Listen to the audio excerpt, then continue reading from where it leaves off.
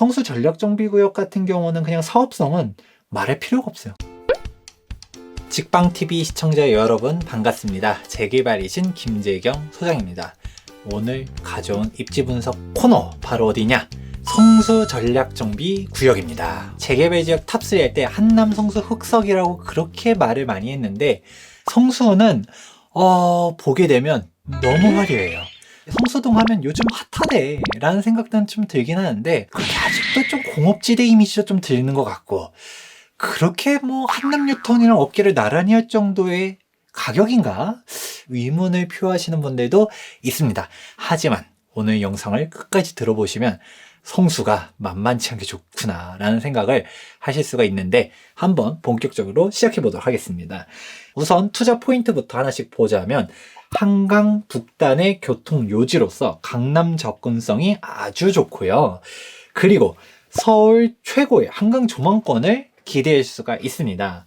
그리고 대규모 초고층 밀집복합 아파트 타운이 조성될 거고 그리고 성수동 자체가 지식산센터 등 업무지구로 그리고 공업지대 이미지에서 업무지구로 바뀌고 있다라는 부분 그리고 10년이 지나가게 되면 성수동은 그 누구도 무시 못할 부촌으로 탈바꿈되게 될 예정입니다. 우선은 조감도부터 보고 시작해 볼까 하는데요. 보면 성수 전략정비구역의 키포인트가 다 녹아져 있습니다. 한강변 길쭉하게 초고층 건축물들이 싹 들어서게 돼 있고요. 그리고 한강뷰를 그냥 보는 게 아니라 파노라마 뷰로 갔다가 그냥 넓게 볼겠다라는 부분도 보이고 또 강변북로가 있는데 뚜껑 덮인 부분들이 있죠. 강변북로 지하 이슈도 성수 전략정비구역에 있구나 라는 부분들이 쭉 있다 보니까 그냥 수변공원이 생기겠구나. 사실상 앞마당이잖아요. 그리고 조용해지겠구나. 라는 부분들도 같이 알아볼 수가 있다라는 부분이고요. 그러면 하나씩 구역별로 살펴보도록 할게요. 성수는 그냥 다 직사각형이고 한강변이다 보니까 1, 2, 3, 4지구 모두 다 한강 조망이 잘 되겠구나. 딱 모양만 보게 되면 성수 1지구가 제일 좋죠. 일단은 세대수가 제일 커요. 그 다음에 4지구 같은 경우는 옆에 붙어 있다 보니까 한강뷰가 역시 사선으로도 잘 빠질 수 있겠구나 라는 부분들을 알 수가 있습니다.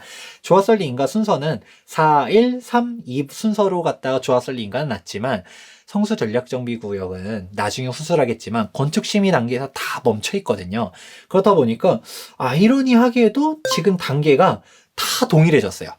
이 구역 같은 경우도 지금 1, 3, 4지구가 멈춰있는 동안에 막 달려가면서 건축심의 단계에 따라잡을 가능성들도 높습니다. 그러면 그냥 속도는 비슷한데 입지만 오면 되겠네? 라고 생각해 볼 수가 있을 것 같은데요.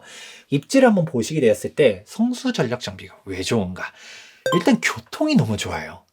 당장 성수동을 놓고 보았었을 때 그냥 강변북로 지나가죠. 내부순환로 있죠. 동부간선도로 있죠. 그냥 서울 어디든 가기가 정말 좋고요. 거기다가 대중교통은 또 어떤가요? 2호선 지나가죠. 그리고 분당선 서울숲역에서 한정거장만 가게 되면 압구정 로데오역이 있습니다. 그리고 또 다른 포인트. 이거는 진짜 강남 사람들이 눈 돌아가는 포인트인데 바로 초고층으로 지어진다는 사실입니다. 단순히 층고가 높다. 이게 사업성과 직결되냐? 그렇지는 않아요. 우리가 사업성은 용적률, 즉 우리가 같은 대지 면적에서 얼마나 많이 지을 수 있냐가 핵심인 건데 그럼 뭐가 달라지냐? 높게 짓게 되면 건폐율이 낮아지게 되고요. 즉 바닥 면적에서 아파트가 차지하는 비율들이 낮아지다 보니까 단지가 쾌적해지겠죠. 일단 삶의 질이 높아진다가 첫 번째. 근데 굳이 단점을 찾게 되면 높게 지으면 일반 분양 세대수는 똑같은데 건축비는 더 들어가는 거 아니야? 라고 말하실 수가 있어요. 하지만 그렇게 건축비가 많이 들어감에도 불구하고 장점을 갖는 게 바로 있으니 바로 한강 조망 세대 비율이 압도적으로 늘어납니다. 높게 한 동, 높게 한 동, 높게 한 동 이렇게 해놓으면 뒤에 있는 동들도 사이 조망으로 한강 조망들이 쭉쭉 되다 보니까 이거는 그냥 조망이 장난 아니게 되겠구나 라는 부분들을 생각해 볼 수가 있습니다. 소장님 뉴스부 기사 보니까 50층 안 짓는다던데 35층으로 한다라는 기사도 뜨고 그런데 이건 뭐예요? 우선 기본적으로 성수 전략정비구역은 히스토리를 좀 아실 필요가 있어요. 2030 서울 플랜 35층으로 제한하는 기준이 박원순 전 서울시장님이 있었을 때 제한을 하게 되었는데, 성수 전략정비구역은 2009년도 오세훈 전 서울시장 때 한강 르네상스를 지정하면서 출발했었거든요. 그때 사실 성수동 말고도 여러 군데들을 지정했는데 다른 데는 다 무너지고 성수 전략정비구역만 유일무이하게 2011년도에 서울시에서 50층에 대한 결정 고시가 났습니다. 사실 제일 중요한 거는 시장님 위지이기 때문에 우리 다음 시장님 누가 되는지 잘 지켜보면 성수 전략정비구역의 행방도 아실 수 있을 것 같습니다. 그리고 IT 지식산업센터가 딱 뒤에 있게 되는데, 보통은 이렇게 높게 짓게 되면 일조권이 발목을 잡습니다. 근데 성수 전략정비구역 뒤편 같은 경우는 중공업 지역이, 이게 장점이자 단점인 게, 중공업 지역 같은 경우는 주거 지역이 아니죠. 그렇다 보니까 일조권 침해 사유가 안 돼요.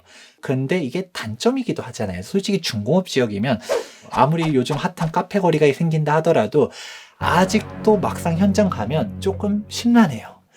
무슨 공장들 있고 창고들 있고 막 그렇게 되는데, 이게 계속적으로 달라지고 있다는 사실. 우리가 성수동 카페거리 막 생기면서 임대료도 막 올라가면서 공장들이 이 임대료를 못 버티고서 하나둘씩 외곽으로 밀려나가고 있거든요. 그래서 요즘 성수동 검색해보면 핫한 기업들이 뭐 요즘 뭐 성수동에 막 들어선다, 이런 기사들 찾아보실 수가 있습니다. 그래서 성수동이 지금의 성수동이 아니라 어차피 성수 전략정비구역이 완성되는 시점은 8년 뒤, 10년 뒤거든요. 그랬을 때 성수동은 전혀 다른 성수동이 될 것이다. 이렇게 좋은 성수 전략정비구역 구역별로 한번 보도록 할까요? 성수 1지구 같은 경우는 그냥 서울숲도 가깝죠. 트리마제 가깝죠. 굳이 우리가 지하철을 이용하려고 했었을 때 서울숲역도 도보로 이용할 수 있기 때문에 성수 1지구는 사업성도 제일 좋고 하기 때문에 일단 금액도 제일 높아요. 성수 전략정비구역 성수 1지구 투자하려고 하면 현금만 17억 이상이 필요하게 되고요. 그 다음으로 보게 되는 데는 바로 성수 2지구. 성수 2지구 같은 경우는 제일 늦게 조합 설립 인가가 났습니다. 그래도 사진상 속도 차이는 거의 없다라고 보고 있기 때문에 속도에 대한 부분들은 의심하실 필요는 없고요. 호재로만 놓고 보았었을 때 강변북로 지하화가 사실 어떻게 될지는 좀 더 지켜보시면 좋을 것 같아요. 서울시장이 누가 되냐에 따라서. 근데 강변북로 지하화가 본격적으로 진짜 된다라고 하면 성수 2지구 전체 그리고 성수 1지구의 절반이 지하화 구성 사업에 계획되어 있습니다. 그러면 뚜껑을 덮는다라고 했을 때 2지구가 제일 호재를 많이 받겠구나라는 부분들도 2지구의 장점 중 하나라고 볼 수가 있습니다. 3지구 같은 경우는 1, 4지구보다는 조합 설립 인가가 늦게 나긴 했지만 지금 건축 심의 단계까지 다 쫓아왔어요. 그래서 1, 3, 4지구 속도가 똑같아졌는데 3지구 역시도 워낙 좋다. 그런데 가격대들을 한번 보게 되었을 때 지금 2, 3지구 가격대가 비슷하거든요. 15억 이상 투자 금액 들어가게 되고요. 마지막으로 4지구 같은 경우는 1지구 다음으로 사람들이 좋아합니다. 가격대 같은 경우도 지금 현재 18억 넘게 들어가면서 지금 순서로만 보면 1, 4, 2, 3지구 이 순서대로 가격 형성이 되고 있는데 4지구를 좋아하는 포인트는 바로 뭐냐? 높은 사업성 그리고 높은 한강조망 비율입니다. 1, 2, 3, 4지구 다 한강조망 비율이 높긴 해요. 하지만 특히 4지구 같은 경우는 우리 사선으로도 한강을 볼 수 있다 보니까 이런 부분들이 또 4지구의 매력이다 라고 생각해 볼 수가 있습니다. 그러면 성수 전략정비구역 같은 경우는 그냥 사업성은 말할 필요가 없어요. 그냥 이렇게 입지가 좋은데 사업성이 이렇게 좋아도 되나? 할 정도로 너무 좋아요. 그냥 1지구, 4지구가 사업성이 그냥 압도적으로 좋다. 근데 2, 3지구라 해서 사업성이 떨어지는 게 아니라 얘네들도 그냥 좋다. 우리 한남뉴타운 편 한번 다시 보게 되면 성수는 그냥 비교가 안 되는구나 생각해 볼 수 있습니다. 이렇게 해가지고 성수 전략정비구역 편에 대해서 한번 이야기를 해보았어요. 그러면 항상 나오는 질문이 있어요. 소장님, 한남성수 하는데 어디가 더 좋아요? 그래서 제가 좀 기준을 한번 가려드릴게요. 저는 뭐라고 말하냐면 마음이 끌리는 대로 가라라고 말을 하는데 우선 보게 되었을 때 우선 가격은 한남뉴타운이 현재 더 비싸요. 속도를 전체적으로 빠르게 가다 보니까 한남뉴타운 가격이 쭉 올라오면 현재 19억 정도로 가게 되는데 성수는 가장 좋은 1지구가 한 17억, 나머지 구역 같은 경우는 그래도 15억 선으로도 접근할 수 있다 보니까 일단 금액에 맞는 데가 성수야 할 수도 있고요.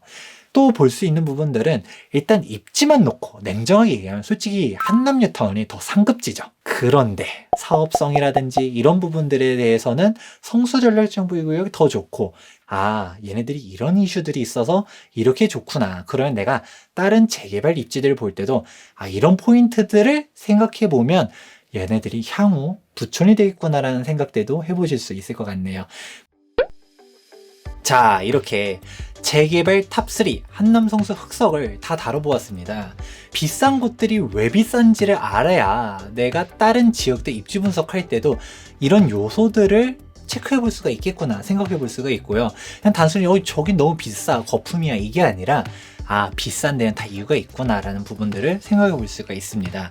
그러면 오늘 재개발의 신 입지 분석 코너 이렇게 맞춰보면서 도움이 되셨다라고 하면 좋아요와 구독하기 눌러주시기 바랍니다. 지금까지 재개발의 신 김재경 소장이었습니다. 감사합니다.